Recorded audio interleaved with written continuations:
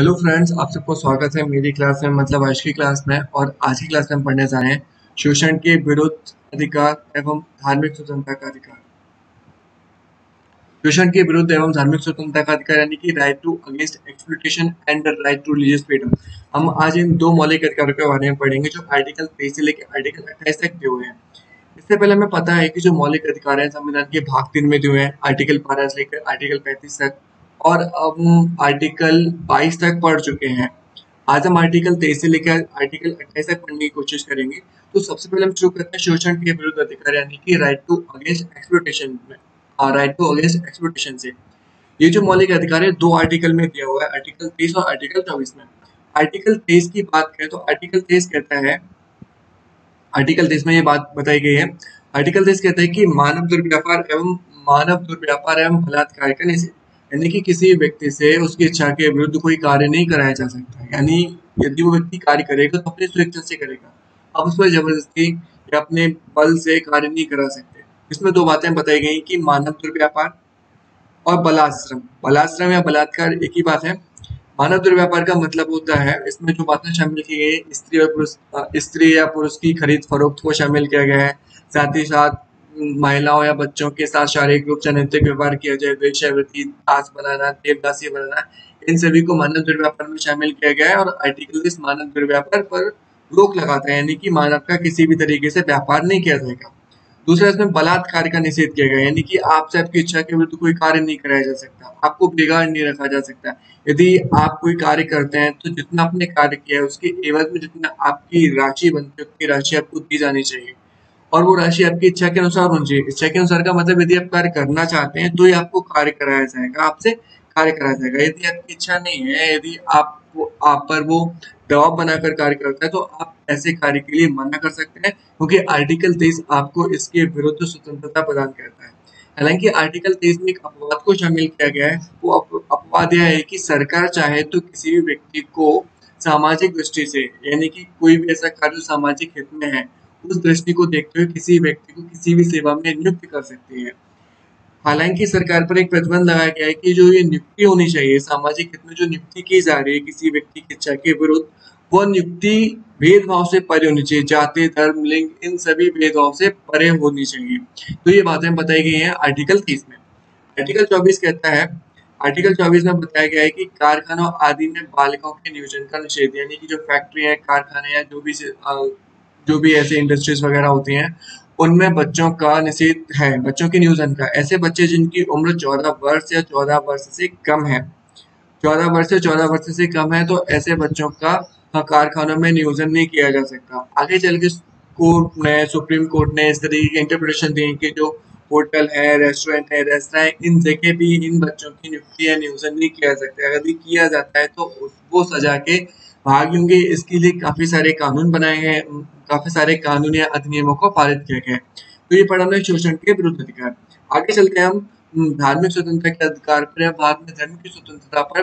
तो जो भारत में धर्म की स्वतंत्रता है, भारत के संविधान के द्वारा अनुच्छेद 25 से 28 के द्वारा प्रदान किया गया, वो भी मौलिक अधिकार के रूप में। ये जो अनुच्छेद 25 से 28 है, भारत में एक धर्मनिरपेक्ष राज्य की स्थापना करते हैं, यानी कि भारत को धर्मनिरपेक्ष राज्य घोषित करते हैं। हालांकि जो धर्मनिरपेक्ष शब्द है मूल संविधान में नहीं था, इसे संविधान में 1976 के द्वारा 1976 में 42वें संविधान संशोधन के द्वारा जोड़ा गया। और हालांकि जो शब्द जोड़ा गया वो धर्मनिरपेक्ष भी नहीं है, वो पंथ निरपेक्ष को जोड़ा गया है, पंथ निरपेक्ष, न कि धर्मनिरपेक्ष को। अगर हम इस पे अंतर देखें कि धर्मनिरपेक्ष और पंथ निरपेक्ष में अंतर क्या है, सामान्यतः तो कोई अंतर नहीं है। हम दोनों को एक दूसरे के पर्यायवाची के रूप में यूज करते हैं, उपयोग करते हैं, लेकिन इसमें एक थोड़ा सा एक माइन्यूट अंतर हमें समझ में आता है। बेसिकली क्या है कि जो संविधान हमारा मूल रूप से इंग्लिश में लिखा गया था, बाद में उसे हिंदी में रूपांतरित किया गया है। जो धर्मनिरपेक्ष या पंथ निरपेक्ष के लिए जो शब्द का प्रयोग हुआ है वो सेक्युलर शब्द का प्रयोग हुआ था, सेक्युलर शब्द का प्रयोग हुआ था। तो सेक्युलर को जब इंग्लिश में सेक्युलर शब्द है तो उसमें कोई दो राय नहीं, क्योंकि सेक्युलर के पर्याय के रूप में हम कोई दूसरा शब्द प्रयोग नहीं करते। लेकिन जब हिंदी में जब बात आई तो विद्वानों ने सोचा कि हम संविधान को धर्मनिरपेक्ष बनाए या पंथ निरपेक्ष बनाए। तो इसमें थोड़ा सा अंतर है। वो अंतर ये है कि हमें इनके अर्थ को समझे पहले। जो निरपेक्ष है, निरपेक्ष अर्थ होता है से अलग होना, यानी कि अलग होना, यानी कि भारत धर्म से अलग रहेगा। अब धर्म से अलग तो हो जाए, उससे पहले मैं धर्म को समझ लीजिए कि धर्म क्या है। अगर हम धर्म को समझे तो धर्म एक कर्म प्रधान तत्व होता है। कर्म प्रधान का मतलब हम एग्जाम्पल से समझने की कोशिश करते हैं। मान के चलो कि एक शिक्षक है या कोई एक टीचर है जो स्कूल अपने टाइम से जाता है, रेगुलर जाता है, बच्चों को सही शिक्षा दे रहा है, जिस तरीके से पढ़ाना चाहिए उस तरीके से पढ़ा रहा है, उनके उज्जवल भविष्य की बराबर से कामना करता है और उसके लिए बराबर कार्य करता है। यानी कि कुल मिला के कहा जाए तो वो शिक्षक जो है, जो टीचर है, वो अपने टीचर धर्म का या कहीं जो अपना जो टीचर है, जो शिक्षक का एक कर्तव्य होता है, वो अपने पूरे कर्तव्यों का पालन कर रहा है। यानी कि कुल मिला के हम कह सकते हैं कि वो शिक्षक अपने धर्म का पालन कर रहा है। यानी कि कोई व्यक्ति अपने कर्तव्यों को लेकर सचेत होता है, अपने कर्तव्यों का पूर्ण पालन करता है, तो हम कहते हैं कि हाँ, वो व्यक्ति है जो अपने धर्म को पूरा कर रहा है। यानी कि धर्म कर्म प्रधान तत्व होता है। तो हम कर्म से कैसे अलग हो सकते हैं, हम कर्म से क्यों अलग और कैसे अलग हो सकते हैं? पंथ निरपेक्ष का मतलब देखें तो पंथ से निरपेक्ष, पंथ का मतलब समुदाय होता है। समुदाय में शामिल हिंदू समुदाय हो सकता है, मुस्लिम समुदाय, सिख या ईसाई समुदाय हो सकता है। तो भारत हकीकत में पंथ निरपेक्ष है और पंथ का मतलब होता है समुदाय, यानी कि समुदाय से अलग होना। और कुल मिला के धर्मनिरपेक्ष या पंथ निरपेक्ष की परिभाषा देखी जाए तो परिभाषा में हम बताएंगे कि एक ऐसा राज्य हो जिसकी राजनीति और धर्म में कोई संबंध ना हो। राजनीति और धर्म के अलग अलग राज्य और दोनों एक दूसरे के क्षेत्र में हस्तक्षेप न करते हो, तो वो धर्मनिरपेक्ष या पंथ निरपेक्ष कहलाएगा। हालांकि हम इसे धर्मनिरपेक्ष और पंथ निरपेक्ष दोनों ही कहते हैं, लेकिन याद रखने की भारत एक पंथ निरपेक्ष राष्ट्र है। धर्मनिरपेक्ष हम उसके पर्यायवाची के रूप में प्रयोग करते हैं, जो कि एक तरीके से देखा जाए उचित शब्द नहीं होता है। काफी जगह क्वेश्चन बनता है, यूपीएससी में पूछा भी गया है कि भारतीय धर्मनिरपेक्षता और पाश्चात्य धर्मनिरपेक्षता में अंतर क्या है, यानी कि इंडियन सेक्युलरिज्म और वेस्टर्न सेक्युलरिज्म में अंतर क्या है। सबसे बड़ा जो अंतर है इंडिया और वेस्टर्न में, अगर हम इंडिया की बात करें और ये वेस्टर्न सेक्युलरिज्म की बात करें, तो सबसे बड़ा अंतर होता है कि इंडिया की जो सेक्युलरिज्म है, जो धर्मनिरपेक्षता है, वो सकारात्मक है और यूरोप की या जो पाश्चात्य धर्मनिरपेक्षता है वो नकारात्मक है। सकारात्मक का मतलब होता है, सकारात्मक का सीधा सा मतलब देखते हैं कि जो राज्य है यानी कि जो सरकार है वो धर्म में हस्तक्षेप कर सकती है, और यूरोप यानी कि पाश्चात्य में उन धर्म को राज्य से इस तरीके से अलग रखा है कि वहां का राज्य धर्म में हस्तक्षेप नहीं कर सकता। उदाहरण के तौर पर समझे, जैसे कि हमारे देश में जो धर्म प्रचलित है, हिंदू धर्म देखा जाए तो हिंदू धर्म में छुआछूत की एक प्रथा थी। मुस्लिम धर्म में देखा जाए तो उसमें एक ट्रिपल तलाक यानी कि जो तलाक प्रथा थी, उस पर सरकार ने कुछ संशोधन किए हैं, कुछ तरीके से रोक लगाई है। यानी कि सरकार को ये अधिकार है कि वो धर्म में हस्तक्षेप कर सकता है यदि धर्म का कोई रीति या रिवाज उस धर्म के मानने वाले लोगों के मौलिक अधिकारों का हनन करता है, तो सरकार उस पर प्रतिबंध लगा सकती है, उस पर संशोधन कर सकती है, उसको बदल सकती है। लेकिन यूरोप या पाश्चात्य सभ्यता में देखा जाए या वेस्टर्न में देखा जाए, यूरोप में देखा जाए तो ऐसा नहीं है। जो राज्य और धर्म को पूरी तरीके से अलग रखा गया है, किसी भी तरीके से हस्तक्षेप नहीं कर सकते, चाहे किसी भी धर्म की कोई भी रीति या रिवाज उस धर्म के मानने वाले लोगों के विरुद्ध हो या उनका शोषण करती हो। तो ये हमने समझा कि भारत की धर्मनिरपेक्षता में और पाश्चात्य धर्मनिरपेक्षता में अंतर क्या है। अब हम अपने आर्टिकल्स पर आते हैं। अगर हम बात करें आर्टिकल 25 में, आर्टिकल 25 से आर्टिकल 28 तक, यानी कि हम बात करें आर्टिकल 25 से लेकर आर्टिकल 28 तक धार्मिक स्वतंत्रता की बात की गई है, और ये धार्मिक स्वतंत्रता इस प्रकार से है कि भारत धर्मनिरपेक्ष राष्ट्र घोषित करते हैं, और हम पहले से पढ़ चुके हैं। आर्टिकल 25 में बताया गया है, आर्टिकल 25 में 4 बातें बताई गई कि कोई भी व्यक्ति अपने किसी भी धर्म को अंतःकरण, मतलब धर्म को अंतःकरण कर सकता है, अबाध्य रूप से मान सकता है, आचरण कर सकता है और उसका प्रचार प्रसार कर सकता है। ये 4 बातें आर्टिकल 25 में शामिल की गई है। धर्म को अंतःकरण, अबाध्य रूप से मानने, आचरण, प्रचार प्रसार करने की स्वतंत्रता है आर्टिकल 25 में। अंतःकरण का मतलब क्या होता है? अंतःकरण का मतलब होता है कि कोई भी व्यक्ति भगवान को किसी भी रूप में मान सकता है और उस भगवान से अपने हिसाब से, अपने अनुसार संबंध स्थापित कर सकता है। ये होता है अंतःकरण का मतलब। यानी कि आप किसी भी चीज को भगवान मान सकते हैं। आपके पास जो फोन है उसे भगवान मान लीजिए, पैसे को भगवान मानिए, इंसान को भगवान मानिए, किसी भी चीज को भगवान मानिए, और आप उनसे किस तरीके से संबंध स्थापित करना चाहते हैं, आपकी व्यक्तिगत स्वतंत्रता है। इस पर कोई भी हस्तक्षेप नहीं कर सकता। ये आर्टिकल 25 कहता है। दूसरा आता है मानने का अधिकार। मानने के अधिकार का मतलब है कि आपकी जो विचारधारा है, आप किसी विचारधारा को फॉलो कर सकते हैं, अपनी विचारधारा को फॉलो करवा भी सकते हैं, हालांकि वो जो फॉलो करवाने की बात है वो प्रसार करने के अधिकार में शामिल हो जाती है। मानने के अधिकार में देखा जाए तो आप किसी विचारधारा को फॉलो कर सकते हैं, किसी भी विश्वास को फॉलो कर सकते हैं, और आप जिस धर्म को फॉलो कर रहे हैं, जिस धर्म का अनुनय कर रहे हैं या जिस धर्म के आप अनुयायी हैं, आप उस धर्म की बिना किसी भय के घोषणा कर सकते हैं। आपको इस घोषणा करने का अधिकार है और ये अधिकार आपको आर्टिकल 25 देता है। आर्टिकल 25 में जो तीसरी बात बताई है, आचरण करने का अधिकार। आचरण का मतलब है कि आपने जो उस धर्म को अपनाया है, आप उस धर्म का आचरण कर सकते हैं। आप पूजा पाठ कर सकते हैं। यदि आप हिंदू धर्म से संबंधित हैं, तो जब आप भागवत कथा कराते हैं, तो उसके लिए चल यात्रा निकाल सकते हैं, यानी कि आपको चल यात्रा निकालने का भी अधिकार है। वो आपके धर्म के आचरण का तरीका तो है, लेकिन इसमें पूजा, परंपरा, समारोह करने का अधिकार, प्रदर्शन की स्वतंत्रता। यदि आप मुस्लिम समुदाय से संबंधित है, तो आप ताजिया निकाल सकते हैं, मुहर्रम के लिए जो जुलूस निकलता है वो निकाल सकते हैं। तो इसकी आजादी आपको आर्टिकल 25 प्रदान करता है। आर्टिकल 25 में चौथी बात बताइए कि प्रसार का अधिकार, यानी कि आप अपने धर्म का प्रचार प्रसार कर सकते हैं, किसी को अपने धर्म में परिवर्तित करा सकते हैं, यानी कि धर्म परिवर्तन करा सकते हैं। लेकिन ये जो धर्म परिवर्तन आप किसी व्यक्ति का कराएंगे, वो उसकी इच्छा के अनुसार होगा। इच्छा के विरुद्ध आपको धर्म परिवर्तन कराने का अधिकार आर्टिकल 25 नहीं देता है। आर्टिकल 25 आपको 4 तरीके के अधिकार दे रहा है। अंतःकरण की स्वतंत्रता दे रहा है, मानने का अधिकार दे रहा है, प्रचार प्रसार करने का अधिकार दे रहा है, और किसी भी धर्म के आचरण का अधिकार दे रहा है। आर्टिकल 25 में कुछ बातें शामिल की गई हैं। वो बातें ये है कि जो ये आर्टिकल 25 है, आर्टिकल 25 पर रोक लगाई जा सकती है। वो रोक किस आधार पर लगेगी? सार्वजनिक व्यवस्थाओं, नैतिकता, स्वास्थ्य, मूल अधिकारों संबंधित अन्य प्रावधानों के अनुसार है, यानी कि इन अनुसारों पर, इन आधारों पर इस स्वतंत्रता पर रोक लगाई जा सकती है। राज्य को अनुमति होती है कि धार्मिक आचरण के संबंध किसी आर्थिक, वित्तीय, राजनीतिक या अन्य लौकिक क्रियाकलाप का विनियमन का निर्बंधन करे, यानी कि किसी भी तरीके के नियम सरकार या राज्य बना सकता है। दूसरी बात बताइए कि सामाजिक कल्याण और सुधार के लिए सार्वजनिक प्रकार की हिंदू की धार्मिक संस्थाओं को हिंदू के सभी वर्गों के अनुभावों के लिए खोलना होगा, यानी कि जो हिंदू धर्मों के मंदिर होते हैं, जो हिंदू धर्म के लिए बने हैं, वो सभी हिंदुओं के लिए खुले होंगे। आप उसमें किसी भी तरीके की रोक नहीं लगा सकते हैं। इसमें जो हिंदू शब्द की बात की, तो हिंदू में कौन कौन शामिल हुआ है? तो हिंदू में शामिल होते हैं सिख, जैन और बौद्ध शामिल हैं। यानी कि हिंदू में अगर देखा जाए तो सिख, बौद्ध और जैन हिंदू में शामिल होते हैं।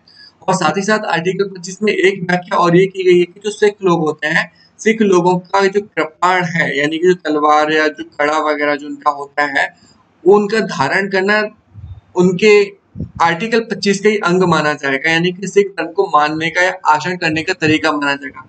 वो तलवार अपने पास रख सकते हैं या कटारी अपने पास रख सकते हैं, कड़ा पहनना, पगड़ी पहनना, ये सब उनके धर्म के आचरण का अधिकार माना गया, यानी कि सब उनको आर्टिकल 25 की स्वतंत्रता प्रदान की गई है। सबसे बड़ी बात ये भी है कि जो यूरोप है, यूरोप में आपका जो धार्मिक आचरण है, आप धार्मिक आचरण अपने व्यक्तिगत रूप में कर सकते हैं, लेकिन सार्वजनिक रूप में नहीं कर सकते। यानी कि आप, जैसे कि यदि कोई सिख यूरोप में, बेसिकली फ्रांस में देखा जाए, तो वापस एक अपनी पगड़ी पहन के बेसिकली नहीं घूम सकते, क्योंकि वो उनकी नेगेटिव सेक्युलरिज्म की वजह से आप अपने धार्मिक आचरण को सार्वजनिक नहीं कर सकते हैं। तो ये कुछ अंतर हमने देखा था धार्मिक, सॉरी, भारतीय धर्मनिरपेक्षता में, पाश्चात्य धर्मनिरपेक्षता में। आगे चलते हैं हम आर्टिकल 26 में। आर्टिकल 26 में बताया गया धार्मिक कार्यों के प्रबंध की स्वतंत्रता। आर्टिकल 25 आपको क्या बता रहा है? आर्टिकल 25 आपके व्यक्तिगत तौर पर बता रहा है कि आप व्यक्तिगत तौर पर क्या करेंगे। आपको व्यक्तिगत तौर पर धर्म के या धर्म को मानने के लिए क्या स्वतंत्रताएं दी गई हैं। आर्टिकल 26 बेसिकली आपको देखा जाए, जैसे कि यहाँ पे लिखा है, आर्टिकल 25 व्यक्तिगत अधिकारों की गारंटी देता है, वही 26 धार्मिक संप्रदाय या इसके अनुभागों के अधिकार का प्रदान करता है। आर्टिकल 25 आपको व्यक्तिगत, पर्सनली या इंडिविजुअली राइट्स दे रहे हैं, जबकि आर्टिकल 26 एक समुदाय को, एक संप्रदाय को अधिकार देता है। आर्टिकल 26 के अनुसार प्रत्येक धार्मिक संप्रदाय, इसमें ध्यान रखिए धार्मिक संप्रदाय की बात हो रही है, व्यक्तियों की बात नहीं हो रही है। धार्मिक संप्रदाय है उसके किसी अनुभाग को निम्नलिखित अधिकार होंगे। वो अधिकार क्या होंगे? धार्मिक एवं मूर्ति प्रयोजनों के लिए संस्थाओं की स्थापना पोषण करने का अधिकार, यानी कोई भवन बना सकते हैं, भवन की स्थापना हो सकती है। भवन का मतलब यहाँ पर मंदिर, मस्जिद, चर्च, गुरुद्वारे से उनकी स्थापना की जा सकती है, उनको पोषण करने का अधिकार होगा। अपने धर्म के जो कार्य हैं उनका प्रबंध कर सकते हैं, जंगल में स्थावर संपत्ति का अर्जन कर सकते हैं। इस तरीके की जो बात है आर्टिकल 26 में बताई गई है। और जो आर्टिकल 26 है धार्मिक संप्रदायों के लिए, ना कि व्यक्तियों के लिए। जो कोर्ट है, कोर्ट ने स्पष्ट किया है कि जो संप्रदाय होंगे, संप्रदाय में क्या शामिल होंगे, संप्रदाय के लिए बताया गया 3 शर्तें होनी चाहिए, तभी हम उसे संप्रदाय कहेंगे। ये व्यक्ति को समूह होना चाहिए, यानी कि एक व्यक्ति को मिला के संप्रदाय नहीं हो सकता। दूसरी बात, उनका जो विश्वास है वो एक ही तंत्र में होना चाहिए, यानी कि हम 4-5 लोग मिलके अगर खुद का एक धार्मिक संप्रदाय बनाना चाहें तो उसके लिए एक स्पष्ट विचारधारा और यूनिक विचारधारा, यूनिक का मतलब कॉमन विचारधारा होनी चाहिए। दूसरा देखा जाए तो उनका सामान्य संगठन होना चाहिए और एक विशिष्ट नाम होना चाहिए, जो आपका संप्रदाय है उसका नाम होना चाहिए। साथ ही साथ कोर्ट ने स्पष्ट भी किया कि जो रामकृष्ण मिशन और आनंद मार्ग हिंदू धर्म के अंतर्गत आते हैं और ये यानी कि धार्मिक संप्रदाय है। अरविंदो सोसाइटी कोई धार्मिक संप्रदाय नहीं है। ये आर्टिकल 26 में हमने पढ़ा। आर्टिकल 25 और 26 में लगभग दोनों एक ही जैसे हैं। बेसिकली जो अंतर है, आर्टिकल 25 व्यक्तिगत रूप से स्वतंत्रता, धार्मिक स्वतंत्रता देता है। आर्टिकल 26 धार्मिक संप्रदायों को स्वतंत्रता प्रदान करता है। जैसे कि उसमें हमने व्यक्तिगत तौर पर देखा था, आप धर्म का आचरण कर सकते हैं, आप अपने पूजा पाठ परंपरा कर सकते हैं। आर्टिकल 26 भी कहता है आप भी कर सकते हैं, लेकिन वो धार्मिक संप्रदाय को लेके है। आगे चलते हैं आर्टिकल 27 में। आर्टिकल 27 कहता है कि धर्म की अभिवृद्धि के लिए करों के समुदाय से स्वतंत्रता, यानी कि जो धार्मिक संस्थाएं होती हैं उन पर टैक्स नहीं लगाया जा सकता, किसी भी तरीके का कर नहीं लगाया जाएगा। लेकिन इसमें कर नहीं लगाया जा सकता, इसमें ये बात बताई गई है, यह व्यवस्था केवल कर की उगाही पर रोक लगाती है, ना कि शुल्क पर, किसी भी तरीके की फीस पर नहीं। शुल्क लगाया जा सकता है, और शुल्क क्यों लगाया जा सकता है? जाहिर है कि हमें और सुविधाएं करनी होती हैं, सुविधाओं को बढ़ाने के लिए या किसी भी तरीके की व्यवस्था को स्थापित करने के लिए शुल्क लगाया जा सकता है, लेकिन टैक्स या कर नहीं लगाया जा सकता। आर्टिकल 27 इस बात की स्पष्ट रूप में व्याख्या करता है। आर्टिकल 28 जो कहता है, आर्टिकल 28 धार्मिक शिक्षा में उपस्थित होने से स्वतंत्रता प्रदान करता है, यानी कि कोई संस्था यदि धार्मिक शिक्षा दे रही है तो उसमें उपस्थित होना या ना उपस्थित होना आपका व्यक्तिगत मामला होता है। आर्टिकल 28 के अंतर्गत बताया गया है कि यदि किसी संस्था की स्थापना पूर्ण रूप से राज्य के द्वारा की गई है, पूर्ण रूप से राज्य के द्वारा करने का मतलब है कि बिल्डिंग भी राज्य की है, मतलब स्थापना भी राज्य के द्वारा की गई है, उसका स्टाफ भी राज्य का है, एडमिनिस्ट्रेशन भी राज्य का है, वित्त व्यवस्था भी राज्य की है, तो ऐसी व्यवस्था में या ऐसी संस्था में किसी भी तरीके की धार्मिक शिक्षा नहीं दी जाएगी। कुल मिला के आर्टिकल 28 धार्मिक शिक्षा में उपस्थित या अनुपस्थित होने की स्वतंत्रता प्रदान करता है, और आर्टिकल 28 में 4 बातें बताई गई है, यानी कि 4 प्रकार के शैक्षिक संस्थानों की बात करता है। वो 4 कौन से? एक ऐसे संस्थान जिनका पूरी तरीके से रख रखाव राज्य करता है, यानी कि टोटल स्टेट की अथॉरिटी में है। जैसे कि एग्जाम्पल है सरकारी स्कूल है, सरकारी कॉलेज होते हैं। पूर्ण रूप से सरकारी कॉलेज की बात करें तो फुली गवर्नमेंट कॉलेज होते हैं। तो इन गवर्नमेंट कॉलेज या गवर्नमेंट स्कूल्स में किसी भी तरीके की धार्मिक शिक्षा नहीं दी जा सकती। दूसरे देखिए, ऐसे संस्थान जिनका प्रशासन राज्य करता है लेकिन उनकी स्थापना किसी विन्यास या न्यास यानी कि ट्रस्ट के तहत होती है। जैसे किसी मंदिर के द्वारा, कोई मंदिर के ट्रस्ट के द्वारा किसी भी एक स्कूल की स्थापना कर दी गई, लेकिन आगे चलकर उसकी जो अथॉरिटी स्टेट ले लेता है, स्टेट उसका एडमिनिस्ट्रेशन करता है, तो ऐसे संस्थानों में धार्मिक शिक्षा की अनुमति होती है। ऐसे संस्थानों में धार्मिक शिक्षा की अनुमति होती है। बाकी के जो 2 संस्थान है, राज्य द्वारा मान्यता प्राप्त संस्थान है, ऐसे संस्थान जो राज्य द्वारा वित्त सहायता प्राप्त कर रहे हो। मान्यता प्राप्त संस्थान में तो जो प्राइवेट स्कूल कॉलेजेस आ जाते हैं जिन्हें राज्य द्वारा मान्यता प्राप्त होती है। दूसरे ऐसे संस्थान होते हैं जो जिन्हें राज्य के द्वारा वित्त सहायता, इकोनॉमिकली या फाइनेंशियली सपोर्ट किया जाता है स्टेट के द्वारा। तो जो ऐसे जो संस्थाएं, इन संस्थाओं में धार्मिक शिक्षा वैकल्पिक होता है, सॉरी स्वैच्छिक आधार पर दिया जा सकता है। स्वैच्छिक आधार पर मतलब एक बच्चा ले भी सकता है, नहीं भी ले सकता है। तो इस तरीके से आर्टिकल 28 में बताया गया है। आर्टिकल 28 स्पष्ट रूप से कहता है कि धार्मिक शिक्षा नहीं दी जाएगी तो किस आधार पर दी जाएगी? अगर पूरी तरीके से सरकारी स्कूल या कॉलेज है तो उसमें धार्मिक शिक्षा नहीं दी जा सकती। यदि कोई ऐसी संस्था है या कोई भी ऐसा स्थापना न्यास के या ट्रस्ट के द्वारा की जाती है, आगे चल के स्टेट उसे अपने अथॉरिटी में ले लेता है, तो ऐसे में धार्मिक शिक्षा दी जा सकती है। बाकी के जो प्राइवेट स्कूल या कॉलेजेस होते हैं, सरकार के द्वारा मान्यता प्राप्त संस्थान होते हैं, सरकार से वित्त सहायता प्राप्त करते हैं, ऐसे संस्थानों में धार्मिक शिक्षा की अनुमति स्वैच्छिक आधार पर होती है। आप ले भी सकते हैं, नहीं भी ले, मतलब आप पर डिपेंड करता है। तो इस तरीके के आर्टिकल 28 में बताया गया। तो आज हमने पढ़ा शोषण के विरुद्ध अधिकार आर्टिकल 324 में, और आर्टिकल 25 से 28 के बीच में हमने पढ़ा धार्मिक स्वतंत्रता का अधिकार, जिसमें हमने पढ़ा कि भारत एक धर्मनिरपेक्ष राज्य है। हालांकि धर्मनिरपेक्ष राज्य जो है वो शुरू से ही है, मूल रूप से भारत का संविधान भारत को धर्मनिरपेक्ष या धर्मनिरपेक्ष घोषित करता है, लेकिन जो धर्मनिरपेक्ष शब्द का जो उल्लेख है वो जो प्रस्तावना में जो उसका उल्लेख किया गया है वो 1976 42वें संविधान संशोधन से किया गया है। धर्मनिरपेक्ष या पंथ निरपेक्ष शब्द संविधान की प्रस्तावना में मूल रूप से नहीं था। तो आज की क्लास के लिए इतना ही काफी। अगली क्लास में पढ़ते हैं हम अगले मौलिक अधिकारों के साथ। तब तक के लिए बाय बाय, टेक केयर।